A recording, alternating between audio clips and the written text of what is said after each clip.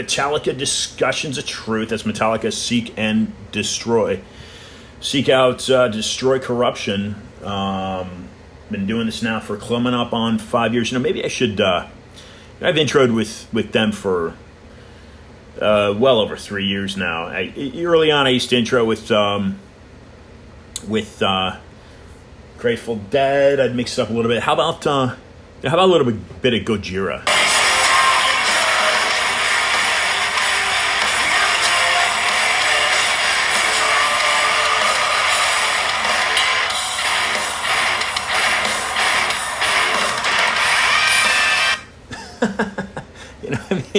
It's like Metallica's like classic rock now, right? It's like it's not heavy enough.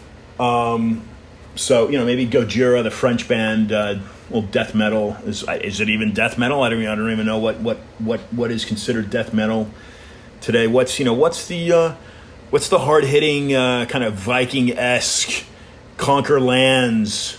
Nothing no degradation to the work that the Spanish have done to the to the Americans and to the Americas and Native Americans. And let me not get away here and get away with myself here. But what the premise here, the point that I'm trying to make is not who slaughtered what civilization over the centuries, because there's been, of course, way too much slaughter. And I personally have never joined the military. I don't believe in violence. I just don't. I think it's a very weak form of decision making, and so I don't believe in violence. But as I've alluded to in my shows recently, people do a lot in the name of God, and people and civilizations kill and destroy in the name of God. What has set the United States apart from any other civilization outside of that of Athens, in my opinion, and I don't know Roman history that well, but what has set the United States apart, certainly from countries like China and Russia, is that we do align with God, per the discussion yesterday with Alan Keyes. There's no doubt about that. And whatever God is, but that's what makes this country great, is that it gives you and me and all of us the ability to decide what God is. Right? There's no definition to God. I mean, knock on the door of our neighbor to the south, Mexico. A few hundred years of definition of God. The government defined what God was. Not to make this a discussion on God, because in a moment we're going to bring in Larry Klayman onto the program. But I guess what I'm getting at is, if you're listening to this, what genre of music? I have my own. Obviously, I open up with with Seek and Destroy by Metallica. That's what gets me questioning my government. Okay, that's the kind of the vibration that I permit into my humanly vessel to get me to kind of wake up, if you will, and question the government and hold them in check, because only we can, folks. So whether that's Mozart for you, or whether that's Jose, or whether that's Mana, or whatever it is for you, Ricky Martin, Shakira, I don't know, whatever that's Run DMC, whatever that is for you, Jay-Z, whatever your musical appetite calls for. My main point here, folks, is that now more than ever, and it's not going to get any better. This is not going to get any easier for you, America. Now more than ever, you need to raise your voice. You need, should you have the ability to do so, stand up and raise questions. Point your finger if you need to. Get on a megaphone. Make your voice heard loud and clear. You don't want to wear a mask? Let people know that. Write these CEOs, write these government people that support that represent you. You don't want a vaccine? Let that be known. Let that be known, folks. Okay, this is some of these mandates, if you will, are tyrannic. So let's bring on, and that's my opinion, and I'm entitled to it. And if you have a problem with that, then I have a problem with you.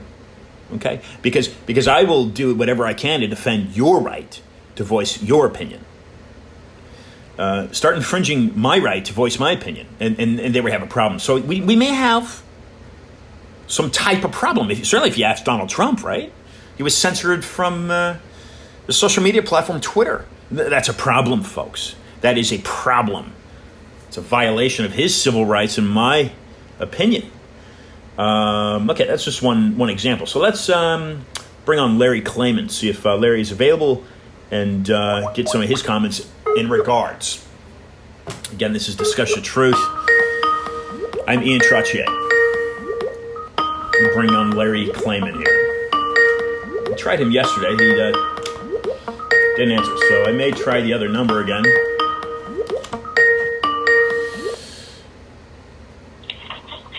Hello? Yes, Larry, Ian Trottier, welcome to Discussions of Truth, sir. How are you?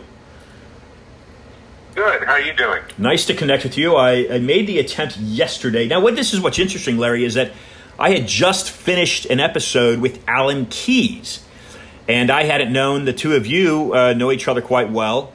And I says, Alan, I've got to end the discussion. I'm bringing on Larry Klayman.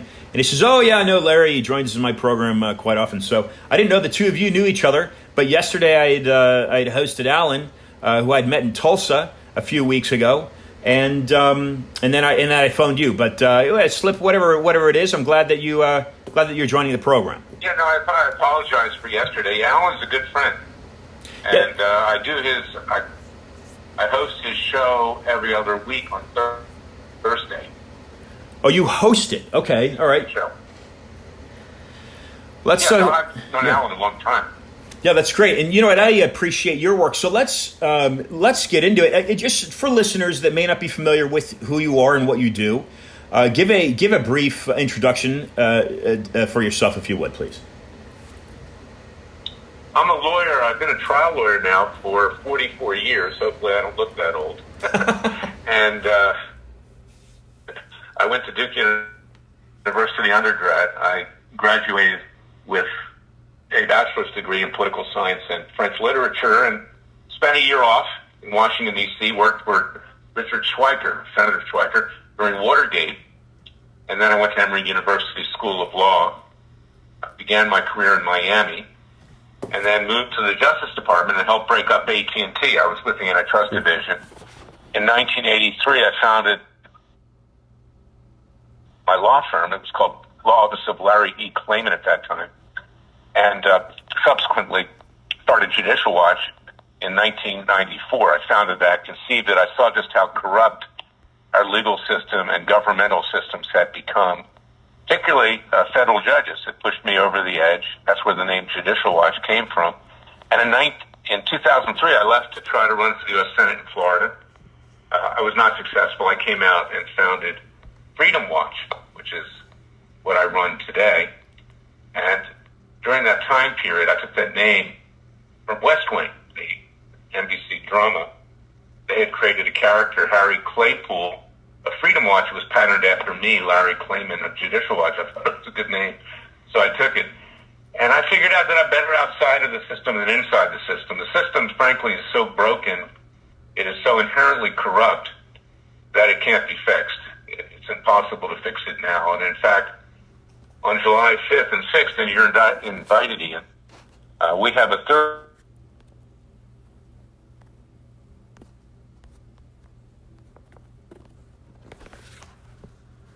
And we're going to declare a new government by and for the people, which is our right, as we did on July 4th, 1776. And there's symmetry there, because I just don't see this country moving forward with one party, a Democrat Party, which is pure evil, and another party which is compromised and corrupt, the Republican Party. So that's where we are today. Well, I think that's incredibly well said. I didn't get a chance to ask Alan. I'll ask him perhaps next time I speak with him. Are you familiar? So from me, I am based in Miami, and I began doing the research that I do, and I support everything you've just said. Is that we are completely broken, and most Americans have no idea just how broken we are. But I base off of my premise the research that was being put out in the late 60s and early 70s out of Stanford by a guy named Anthony Sutton. I didn't ask Alan, but are you familiar with his work, Anthony Sutton? I'm not. And you know, in terms of Alan, we have tremendous respect for each other. Alan is perhaps the smartest person to run for president in my lifetime. He's at the level of a founding father. Alan's a bit more conventional than I am. I think he thinks the system can be fixed, but I don't see it. And, you know, at the beginning of the Declaration of Independence, I know I'm not answering your question. I don't know that person, but I would like to. It says that when the rulers, when the government no longer represents the people under the laws of nature, nature's God, is that they have a right to alter or abolish that government and to form a new government with equal rights for everyone in pursuit of life, liberty, and happiness. That's a paraphrase of what Jefferson and the rest of them wrote. We are at a point because now we see there's a total leftist takeover, and there's no opposition from the Republicans. And in fact, even when they were in control of Congress, they did little to nothing. They never modified or even reenacted Obamacare. $30 trillion budget deficit, $28 billion occurred when they were in control, you know, in part or in whole. And we see where they are today. We see what they looked like the other night listening to Biden. I mean, with their mouths open, with sitting on their hands, with frankly nothing to say. And, you know, they deified Tim Scott, and he looks like he's a nice guy, but he didn't say anything special. And to elevate him just because he's an African American, and, you know, this is the game these days. You got to have an African American. You know, it sounds like a Sacha Baron Cohen movie. I mean, I don't mean that in a disparaging way, because most of my really good professional friends are African Americans, and they're the most courageous people. The white people are running for the exits. They're putting their heads down. They're saying, take whatever you want, just leave me alone. You know, I want to go into retirement. You know, I want to go play golf and play tennis. And this country, meanwhile, is on its back. In 100 days, it's already been destroyed by Biden and Harris and the left. So that's where we are today. And, you know, Tim Scott's not the answer. Donald Trump's not the answer. The American people are the answer. They must rise up. And now is the time. And that's why I wrote my book, It Takes a Revolution. Forget the scandal industry, peacefully and legally. We must rise up. And I have suggestions on how to do that in that book, which you can get at Amazon.com. And ironically, I've sued them several times. And Barnes & Noble and Books A Million and at freedomwatchusa.org with a contribution of $50 or more. We'll send it to you for free. Let's just do our work. But, I mean, that's my little spiel here, because, you know, I don't want people to rock back and think that it's okay just to watch Sean Hannity put your feet up on the coffee table and eat popcorn and drink Diet Coke. You know, it's something worse. Is that we, the people, now must rise up as we did back in 1776. My last word before I cease from taking over your show, Ian. No, I don't mind. It's 1976. King George III was Mother Teresa compared to these people. He wasn't a socialist. He wasn't a communist. He wasn't an atheist. He wasn't a radical Muslim. He wasn't a member of the Marxian Jewish left, and I'm Jewish myself, so no one can accuse me of being anti-Semitic, but these people are the disciple of Marx. Fortunately, they're a minority of the Jewish people. They're even trying to destroy Israel.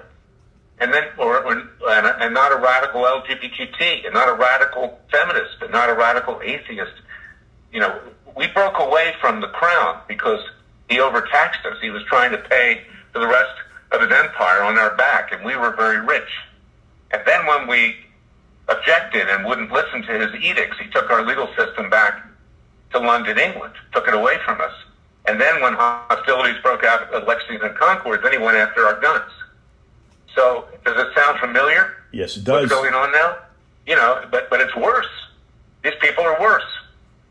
Much worse than King George. Bring back King George III. I'll take him any day compared to these people. Yeah, I've got Larry Klayman with me, and his newest book is It Takes a Revolution. Forget the scandal industry. Let's get into what happened, in your view, Larry, on January 6th this year. Pence seemed to completely fold, and he succumbed to this, what seems to be the same kind of rhino-ish pressure in the Republican Party that is bowing down to these tyrannic dictates that the Democratic Party, in my view, seem to be upholding. That's just, again, this is my view. And Pence, instead of coming to the aid of his boss, the commander in chief, he walks away from him. He doesn't, and then we've got the insurgency, if you will, or the breach of the Capitol building. What happened there? And with that said, Larry, before you answer that, Judy Mikovits, a virologist, was on my show a couple of years ago, and she had said this same thing that you're saying. She had said America needs a revolution. Those were her words, not mine. But describe for listeners, from your view, what happened January 6th on Capitol Hill? By the way, Judy Mikovits is my client, as well as Ken Heckenlively, okay, because they've been, shut out of any discourse over these vaccines, and they've been proven to be correct. The vaccines are apparently dangerous. At least we don't know how dangerous they are until, in fact, FDA approves them. But let's get back to January 6th. January 6th was a warning shot across the bow by the American people towards our so-called rulers, particularly in Washington, D.C. Jefferson predicted it. I wrote about it in my book. He said that because federal court justices will be unelected, they will be unaccountable to the people, turn into despots and tyrants, causing us to shed the blood of patriots and tyrants every 20 years or so, adding what's a few thousand dead to refresh the tree of liberty. My book talks about peacefully and legally waging a revolution.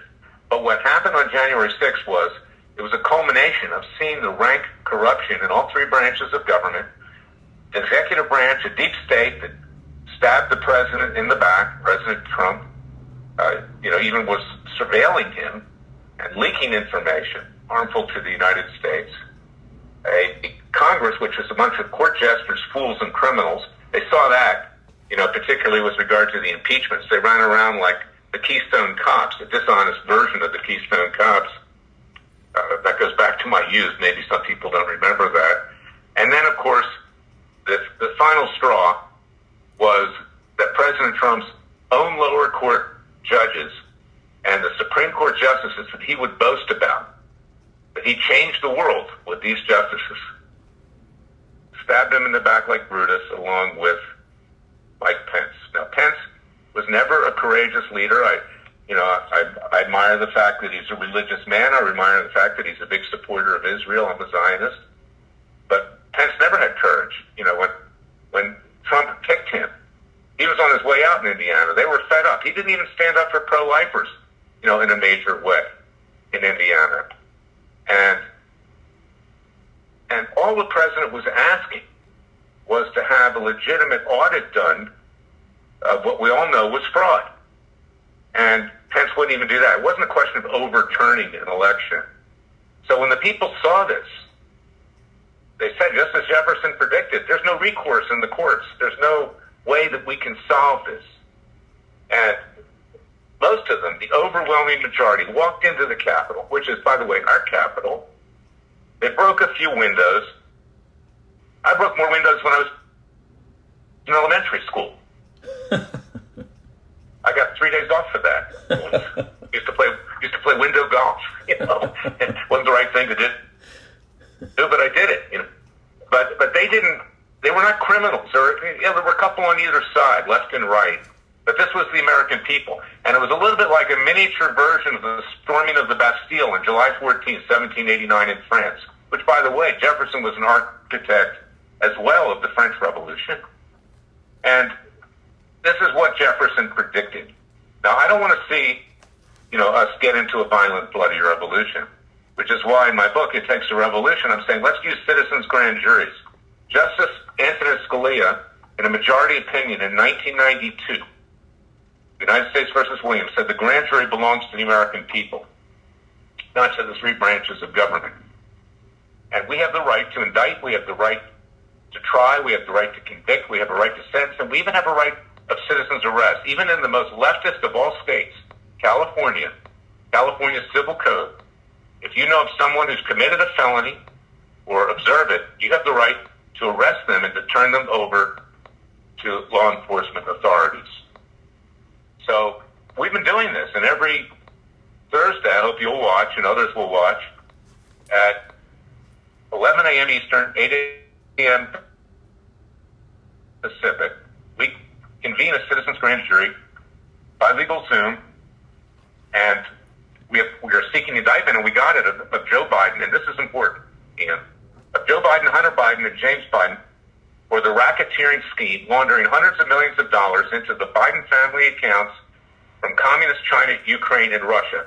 Now, our very corrupt Justice Department, which has been turned into, and I'm an alumnus, remember, as once a proud alumnus, which has been turned into Biden and Harris's and the left's own Gestapo, is out there rounding up everybody that was in Washington that day, whether they were violent or not, and very few were violent, maybe a couple.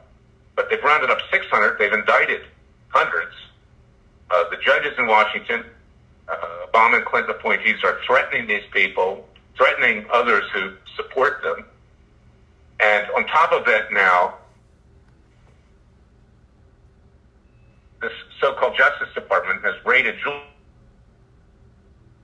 claiming that he was illegally lobbying for the Ukrainian government, when in fact, Joe Biden is owned by the Ukrainians and owned by the communist Chinese. He's been bribed to the hilt. Nothing against him. And that was another reason for January 6th, because people saw that in our lifetime, no one at a high level, Democrat or Republican, has been held accountable for anything. But yet, average citizens are burned at the stake. And that's what I wrote about in my second book, Horse, Why and How I Came to Fight the Establishment, which you can also get, at Amazon even today, is that we have the most corrupt legal system in the Western world. But we pretend that we are holier than thou. And we are not. We're no better than the Europeans or any other country. In fact, the Scandinavians are much better than we are. Other countries, Israel, indicts prime ministers and throws them in prison when they commit crimes. Brazil does. Other countries do. We just walk away and say, okay, these are our new American nobility, and they're untouchable. So the American people, a lot of them, unfortunately, most of them are not well educated enough to fully understand yet, which is what I'm trying to do, and you're trying to do, and others are trying to do. But it is corrupt to the core. And now the left is using the levers of power, whether it's the courts or whether it's the so-called Justice Department, which has become its own Gestapo, or whether it's bar associations to eliminate conservative lawyers. They've been trying to do that with me for years. They're not going to succeed in the District of Columbia. All, heavy contributors.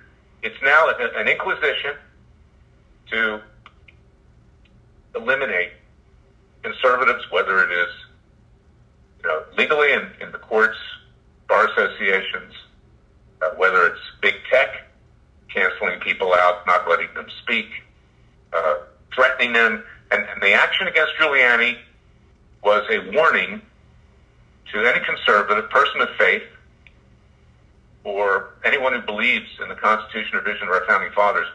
Do not challenge the total leftist takeover, or we will destroy you. And you can bet that President Trump in the next month or so is going to be indicted by this rabid leftist DA in New York named Cyrus Vance, son of Cyrus Vance, the Secretary of State that so screwed up foreign policy under Jimmy Carter. He will be indicted for tax fraud and tax evasion to keep him down. And that's where we are. It's a total leftist takeover. We live in a dictatorship. Nearly 40 executive orders, $6 trillion of spending, emptying it out, reparations, sports leagues, unions, universities, they're all throwing their lot behind Biden and Harris, because they're the winner, much like German industry, Mercedes, BMW, Deutsche Bank, that financed the concentration camps, threw their lot behind Hitler. We're living in a situation not totally different from what was experienced in Germany leading up to the Third Reich. I call it the Fourth Reich. That's what we're living. So, Larry, Tony Bobulinski, I think, is a former Navy SEAL. Not sure about that, but he was somehow working a deal. He blew the whistle of sorts on Hunter Biden and Joe Biden.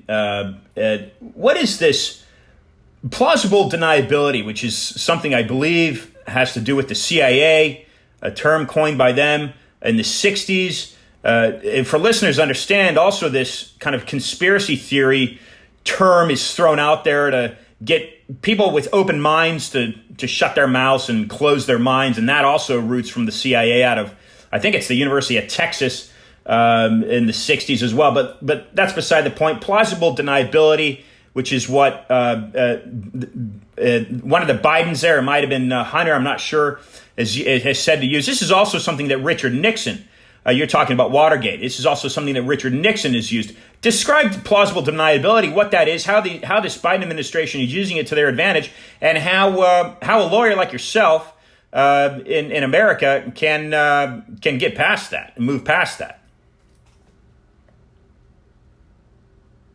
Well, here's where I think you move past it, okay? And plausible deniability means that, and this was James Biden who said that. By the way, we have the grand jurors having voted to indict Joe Biden, Hunter Biden, and James Biden at this point. There are other Biden family members who are also involved. Also, John Kerry's stepson, Chris Hines, was working with Hunter Biden. We're looking at that right now. And Mitch McConnell also had money laundered from communist China to his wife, Elaine Chao. So it's not just limited to Democrats. It's also Republicans. Although Biden, I think, could very well rank as the biggest criminal ever to set foot in the White House. He may even surpass Hillary Clinton. We don't know the full extent of how much was laundered. We know from Tony Bobulinski, who was going to be Hunter Biden's partner, but he bailed out, smartly for him, when he saw what was going on. Because he didn't know it was illegal at first, but then he got the drift and was going to get a 10% cut of all these hundreds of millions of dollars that were being laundered from Russia, Ukraine, and communist China.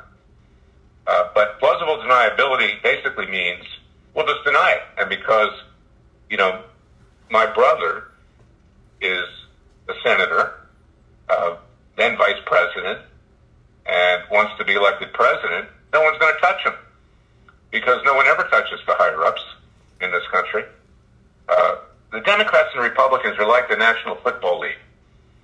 It's the American Conference and the National Conference. They're all part of the same league. And they're very happy to make money. They're happy to acquire power. They're very impressed with themselves. They're very arrogant. They think they're superior to the rest of the American people. And that they're untouchable. And they've been untouchable. So here's the solution, is that we indict, we try, we convict, and we sentence. And then, I just thought of this morning because I've been grappling with this. I don't want to enforce sentences in a physical way or in a violent way or whatever, but let us try to convince sheriffs around this country and other law enforcement, they're mostly on our side. We know they're on our side. Let them enforce it. Let them lock Biden up. Let him show up in front of the White House and turn himself in. The guy's a criminal. Now, they're going to have to take risks. Our founding fathers took risks. They risked their lives. They gave their lives. They risked their fortune. Jefferson and Washington would be millionaires even in today's world with inflation. That's how rich they were. The colonies were rich. And they pledged their honor to form a new nation. We need to do the same thing now if we're going to save this nation. And so I'm suggesting, there's 20,000 troops in Washington right now to protect Biden and Harris and our so-called government. They're frightened to death. The judges are frightened, the congressmen and senators are frightened, and the executive branch is frightened. Jefferson said, when the people fear the government, there's tyranny, but when the government fears the people, there's liberty. They fear us. And I'm not advocating violence. But I do believe that if we can enlist enough law enforcement to tell Biden and Harris to turn themselves in, that there's a chance here, because people see how severe this is right now. We've never seen anything like this. People are delusional. They're sitting on the deck of the Titanic after it's already hit the bottom of the sea. It's there. I mean, look at what Biden said the other night. He called all white people racist. The biggest threat to this country is white supremacy. Well, by definition, with these radicals, you are born, if you're white, with a racist gene. So therefore, you're a white supremacist. Wow. I've had cases where I brought a lawsuit for Laura Linder, my client who ran against Lois Frankel in Palm Beach, which is, that's my hometown, is Boca Raton. And she was called white supremacist, right nationalist, not falsely claimed she had a sex tape, you name it. And the judge said, oh, it's not defamatory to call somebody white supremacist. This is somebody, the judge is obviously close with Lois Frankel. She was mayor of Palm Beach. This is what you're dealing with. And either the American people rise up, or you can look out your window today and you'll see some wealth, but, in short order, you're going to see nothing, because it's going to be divided up, handed out to the left. They'll be on your home. They'll be on your front lawn, demanding the keys to your house, the keys to your car, and if you don't give it to them, they'll harm you or perhaps even kill you. It already happened in Beverly Hills 3 or 4 months ago. They were on the lawns of people in Beverly Hills with T-shirts, "Eat the Rich," like Jeffrey Dahmer. Eat the rich, kill the rich. And it's not just the rich. Get rid of all of us, because we deserve what we get, because we were born with a racist gene. And, that's where we are today. Yeah, and the rest of society bows down to them, says, take what you want. Right. Or we'll move the All-Star game. We'll Coca-Cola and Delta, this is terrible, the Georgia election law, it's one thing after another. And it says, okay, if we just give these radicals what they want right now, maybe they'll go away. Well, we tried that before with the king, and that didn't work. And we've tried it before with despots throughout time, like the Iranians. They didn't go away. And now Biden and Harris are about ready to cut a new deal under the table with them, I read today. So anyway, that's where we are. So plausible deniability, long answer, means we are so insulated that we can just spew, excuse the French, bullshit, and the leftist media will back us up, and the cowardly Republican Party. Look at the Justice Department under Trump. It didn't do anything. Nothing. Yeah. And, he had no control of his own Justice Department, with 2 establishment Republican hacks as Attorney General, Sessions and Bill Barr. Yet the Democrats, the evil Democrats, they'll use the Justice Department to eliminate conservatives. And what they did to Giuliani the other day is just the beginning, not the end. Yeah, I absolutely agree, and I want to get your comment in regards to where this might be coming from, and what I'm talking about is a guest that I've had on my show within the past 18 months, former retired Brigadier General Robert Spalding, that says the United States has been invaded by a stealth enemy. So I want to get your comments on where this might have come from. By the way, and I'll send this to you, Larry, Dr. Sutton wrote a book called The Federal Reserve Conspiracy, and he ended up walking away from his fellowship at Stanford as they tried to censor him. But in regards to censorship, today it is a major issue in regards to Americans' freedom of speech. This is my view, and and our freedom of the press. And so we're looking at Section 230 of the Communications Decency Act and Section 512 of the Digital Millennium Copyright Act. How do Americans, the average Americans, how do we stand up and say, hey, wait a second, whether you like him or not, you can't deplatform a sitting president of the United States, of the voice of the free world. You can't just take him off of one of our companies. Twitter is what I'm talking about. And certainly a guy like Jack Dorsey would not have been able to build that massive dominant monopolistic company outside of the United States. So he was able to do that with those constitutional values. How do we stand up and say, hey, we want a redefinition of Section 512? Who are some of the people that listeners can write to, get involved to get a censorship reversed in that sense? Well, the governor of Florida is the one Republican, and we'll see if it lasts. Okay, I'm not overly optimistic, but DeSantis is proposing legislation. It's very weak. The legislation. I mean, he's going to fine these companies $100,000 a day. That's less than a penny in our pocket. Okay. And I read the legislation, and hopefully it's being revised, and I hope to work with him in that regard. But it doesn't have sufficient causes of action. Now, I brought a lawsuit for my group, Freedom Watch. You can read about it at freedomwatchusa.org. I also discuss it in my book because a Trump judge dismissed it, believe it or not, and then it went up to the District of Columbia Circuit. That's the appellate court, federal appellate court, and it was a bunch of leftists. They love what's going on because it favors them, so they affirmed. And then it went up to the Supreme Court, and the Supreme Court did not accept certiorari. They did not decide to review the case, but Justice Thomas said that our case was well taken. Clarence Thomas, the only one up there with any real integrity, not fully, but mostly. And he said also that we could regulate, but this is the issue. There is no recourse here,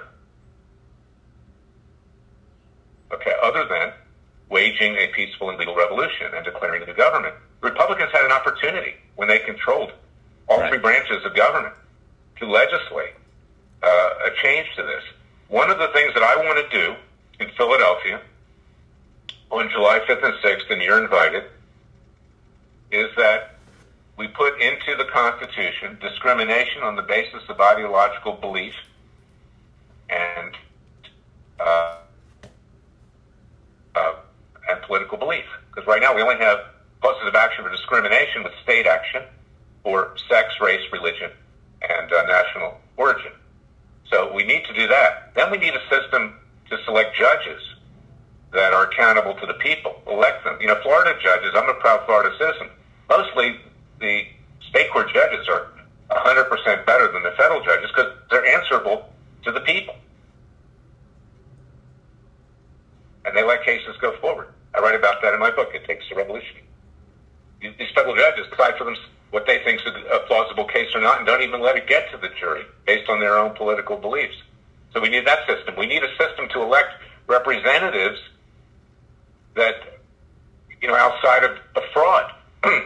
And H.R. 1, which the Democrats are ramming through, is going to put into statutory form the same fraud that defeated Trump. And so we need a new government. And the military, I believe, would stand with us. And I believe that the local police would stand with us. Look, the police are the ones that let the people in on January 6th. Some of them are being prosecuted. I have clients, unnamed, that have been threatened by higher-ups, Democrat-elected higher-ups in city government because they were simply on the mall watching the president that day, didn't even enter into the White House. They've been hauled in front of internal affairs, and questioned and asked to turn in their colleagues. They were there on their own time. So I think if we declared a new government, I think the military and the police would stand with us. I think they've had it. They see what's going on in this country. And again, if they stand with us, then we don't have to resort to violence, and we do have a Second Amendment right to defend ourselves. Trump and Doral had pointed at me because we had spoken to his daughter, Tiffany. I'm speaking of the Google whistleblower, Zach Voorhees. We'd gotten him. I pushed Zach and what he was disclosing and exposing rather from his time at Google and machine learning fairness. Trump calls me a prize fighter, and then I'm looking, or he says I look like a prize fighter, but I'm looking at him and I'm saying, hey, you know what? Here's the commander in chief that could have laid down some real solid framework. Yet he walks away. Is he a patsy from a stronger, higher order? Again, getting back to this comment from Brigadier General Robert Spalding that says the United States has been infiltrated by a stealth enemy. Has it been infiltrated? Is there something that's pulling the strings of both sides of the party that made Trump so weak that he just says, okay, well, for the safety of me and my family, I'm just going to walk away from this? How do you view that? You think Trump's going to come back with a storm? Is he going to take on these people and back up his fierce kind of barking that he's known to be doing, or is he weak? No, what do you think? Out there right now. Trump people are saying they're now afraid. This was to say, don't rise up. He's not coming back. Trump's not coming back. Okay, regardless of what appears to occur, with rumors and stuff like that. He never was the political messiah. We're thankful for what he did. I supported him. We were in effect his de facto law firm. Trump stripped Giuliani from payment. He didn't think Giuliani did a very good job. He hasn't been paid for what he did. And then, frankly, Giuliani didn't do a very good job, although I feel bad about what happened to him, in the last several days. But no, Trump's not coming back. It's the American people that must come back. We must rise. Yeah. So we can't look to somebody else to do it for us. We can't. Yeah. Right now. And it's severe. I mean, you see what's going on in major cities across this country. If Derek Chauvin had been acquitted, everything would have burned. And whether the guy's guilty or not, there's no way a jury was ever going to acquit him. And there's no way an appellate court's ever going to reverse. And there's no way that judge was ever going to declare a mistrial when Maxine Waters went up there and hoarded up, threatening, violence against white people again. So this is where we are. We got to call it like we see it. And the only people in this country that have any courage are people like Candace Owens, Alan Keyes, Armstrong Williams, my police officer, friend and client, Dimitri Penny, who sued Black Lives Matter, and Farrakhan and the rest. The conservative blacks have guts, but the whites are running for the exits, and whites and others. And we have turned into, and I was against apartheid. I was actually a young lawyer with a law firm that represented the South African steel industry. When I left, they wanted to hire me because I was doing all the work. When I started my own law firm, I said no in principle. But you know what? We've become like South Africa. When the African National Congress took over, which is communist, they destroyed the country. They have a few resort areas now, but crime is rampant in South Africa. They expropriated property for pennies on the dollar. Whites fled for Florida. A lot of them lived down in South Florida with us. For Australia, for New Zealand, for others. People are fleeing this country. I have friends that have left already. I'm not leaving. I'll stand to the end. Yeah. And it's not going to be the end. We can win. We can win. Yeah. But it's very, very severe. And one last point is that black people are good people, by and large. They don't go for this. Neither do members of the other groups I've mentioned. But black radicals are being used as pawns in many ways, like the Iranian Islamic regime uses Arabs. You'll never see an Iranian with a suicide vest. They have the Arabs do it for them. Unbelievable. So these radical blacks are being used by leftist whites, Marxian whites, and to destroy this country. And that's where we are right now. That's where you can't walk down the street. It won't be long before you can't walk down the street in any major city and not think you're going to get a knife in your back. Just like, walking down the street in Jerusalem, Israel, you may get one from a Palestinian. Yeah, the time is nigh. Go ahead, it continues. Yeah. The time is nigh, and this is the wake up call. Even Malcolm X was talking about how black celebrities are used as pawns, and hopefully it sinks in. People like Joe Collins and Candace Owens and people like that, it's sinking in. Let me ask you as we wind down here, and I thank you for your time very much. Let me draw this point to listeners and get your commentary on it. I was sitting in D.C. in December, and I had the opportunity to speak with Texas Senator Pete Sessions, and I says, Pete, does it interest you how, regardless of Democrat or Republican, our federal debt continues to spiral out of control? and he says, there's a lot of us up on the Hill. This is December. There's a lot of us up on the Hill that are very curious and interested in that. Can you send me some information? And I says, well, listen to this, Pete. And I did. I've sent him some information.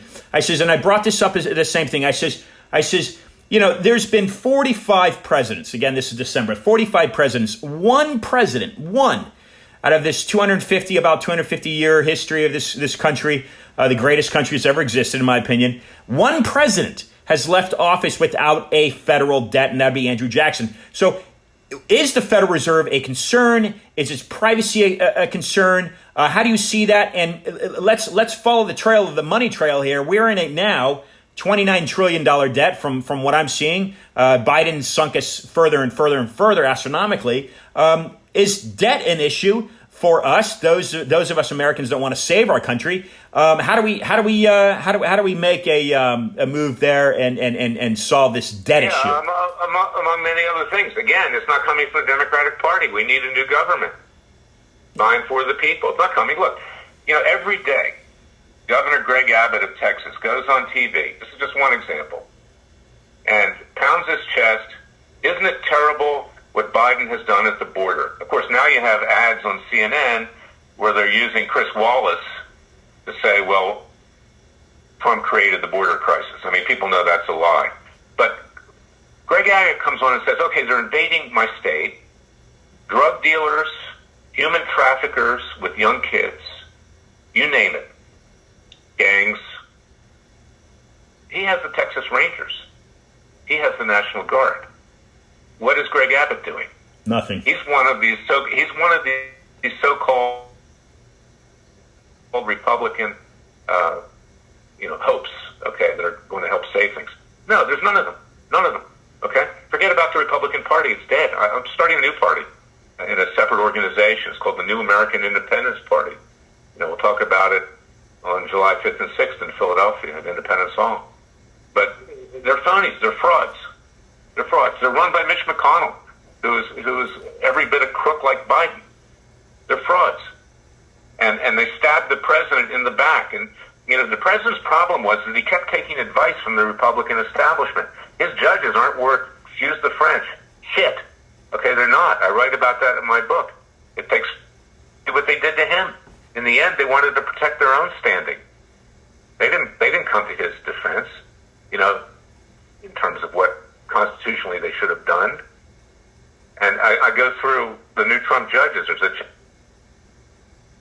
chapter, the more things change, the more they remain the same in my book, It Takes a Revolution. The Gorsuch, Kavanaugh, and Tony Barrett. They betrayed the president. They betrayed the American people. I don't care how, if Biden wants to pack the court, fine. The court is worthless now. Who cares? Yeah. Who cares? We need a new court. We need a whole new system. That's where we're at. See, and most people, and I've got people in my family that are in retirement that are, happy to have a scotch and smoke a cigar and sit around a swimming pool. And, I say, hey guys, what are you doing? Because if you care about your kids and grandkids, you're going to get up off the chair and do whatever you can to save this country, like Jefferson, Franklin, and Adams and the others did. They didn't have to wage a revolution against King George III. They did it because they knew future generations would be living in a dictatorship. We're already in a dictatorship. Yeah. That's my final word. Okay. That's where we are today. My final word, which there used to be a thing I had on my desk which was a bit more graphic as to what the final word is. But in fact, I created a subgroup of Freedom Watch years ago called Freedom Unlimited, FU. And that's kind of where we are today. Is that FU to you guys in Washington, D.C. We don't need you. You don't represent us. Right. You're just stuffing your pockets with money. And the subtitle of my book, It Takes Forget the Scandal Industries, because you watch Fox News, it's watered down Republican establishmentism, number one. Number two, they're exploiting everything to make money, to boost their ratings. And the owner of it now, Lachlan Murdoch, even he fled the country for Australia. From Australia. Right. And who's their number one anchor now? Chris Wallace, who's now CNN's running commercials using him, questioning Greg Abbott, blaming Trump for the immigration crisis. So, yeah, I mean, if you just want to be entertained, turn on Sean Hannity. But if you want to do something else that really saves the country, turn them off. Yeah, absolutely. Larry Klayman, I look forward to working with you, and I appreciate you for your time. Ladies and gentlemen, the author of It Takes a Revolution, Forget the Scandal Industry, Larry Klayman. Larry, until next time, thank you for joining Discussing the Truth. Look forward to meeting you down there in Florida. And yes, I need all the help we can get. It's not Larry Klayman, it's the American people. I'm just trying to be the give the clarion call here. So thank you for having me. Talk radio and the internet's the only way we can get our point across. So I really thank you for that. Okay, great. Thank you, sir. Thank you. Okay, so that's Larry Klayman, and I had, it's a increasingly small. It's a small world in the sense of the people, and this isn't Democrat, this isn't Republican. These are the people that see the global mass reset and are questioning and saying, wait a second, does that represent the American Constitution? Does that represent George Washington and Thomas Jefferson and James Madison? Does that represent what Paul Revere was saying? Does that represent that government? Or is this global reset with these fascist and socialist, communist policies, does that feed a different system? And that's what's happening, folks. That is here where we are, May 2nd, 2021. And many Americans are now saying, well, yikes, I shouldn't have to wear a mask just to enter a supermarket. I should be able to invite 10, 20, 30 friends over to talk about politics and discuss current events. I shouldn't have to get a vaccine if I don't want to, right? Well, the perfect alignment is upon us, and the United States as we know it is disintegrating. When we have the opportunity to speak with people like Larry and Alan Keyes that have been watching this unfold for a few decades, it's more than time to take heed, stand up, and do something.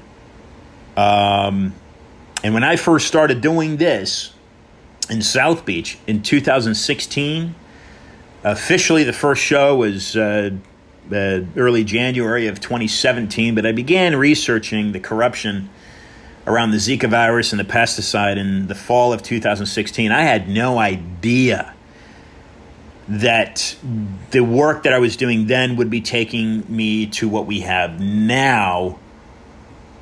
And folks, I can't sound the alarm loud enough. And I urge you to send this to all of your friends, all of your family, whether you think they're going to like it or not. The time for a pacific, nonchalant conversation about what might we do is past. It's now time to study fervently people like this Anthony Sutton, who I list on my website, iantrottier.com. Just click the research tab. This is all free material, folks. It's all free. You just click on it, read the PDF on your smartphone or your laptop or your, what do you call them, the Kindles, whatever it may be, your readers. It's all free. All these links on my website are free. The only thing I charge is for my book, which you can pre-order right now, Trine Day Publishing. It's time to fervently research that and understand the crux of where this corruption comes from and everything that I can see. And my last name is Trottier, which is French. And my great-grandfather times 14 or 15 landed in Quebec in 1646 from La Rochelle. You can find that information on my website. Okay, he wasn't a freedom fighter. He was a carpenter for the New World. He was contracted. And the other part of my family is from England and Scotland. Okay, the immediate. And so I can tell you, by doing the research that I have done, that the United States is not economically independent. The United States government, as we know it, a $29 trillion debt, is dependent on a system that routes directly to the City of London through the Bank of England, and it goes further than that. Listen to my episode with Ronan Palin, co-author of Sabotage.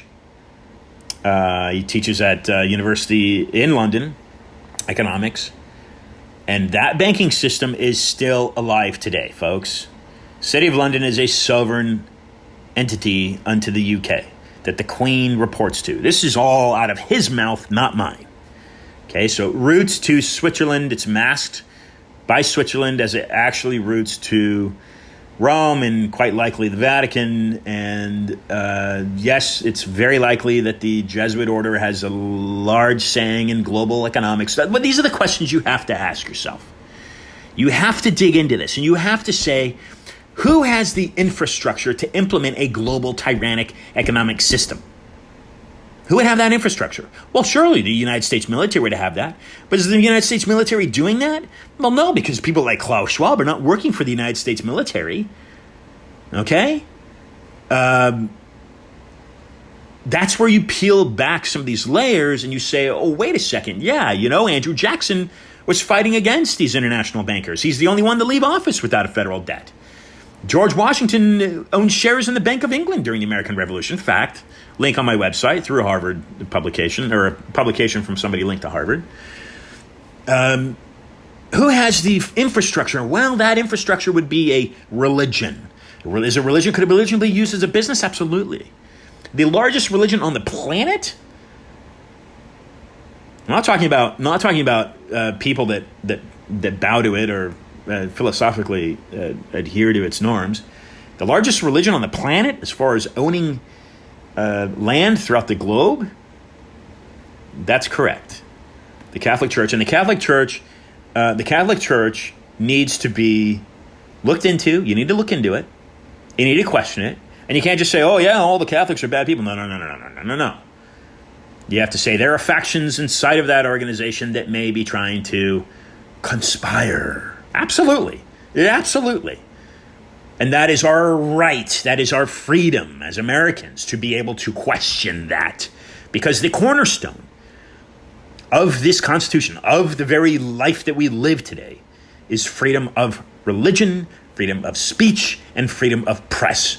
And all of those things are under grave attack as I very speak. So, yes, defend those with all your might, mind, and strength, folks, while you can. I urge you to do it now. And look into what Larry's doing. He's been fighting for decades. He's very well connected, but he can't do it alone. Obviously, it needs you. So if these words resonate with you, take action. Okay, call your senator, write to your mayor, do what you need to do, and send this message out to all your friends and family. If it doesn't resonate to you, then hey, again, let's live peacefully and happily and harmoniously and hope for the best for this country. Okay, this has been another discussion of truth. I am the host, Ian Hamilton Trottier, IANTROTTIER.com. And folks, until next time, lots going on here. Next weekend, Patrick Byrne joining the program, along with Jennifer Kearns, former CEO and founder of Overstock.com. Until next week, folks, send this out to a friend, all your friends. Be awesome.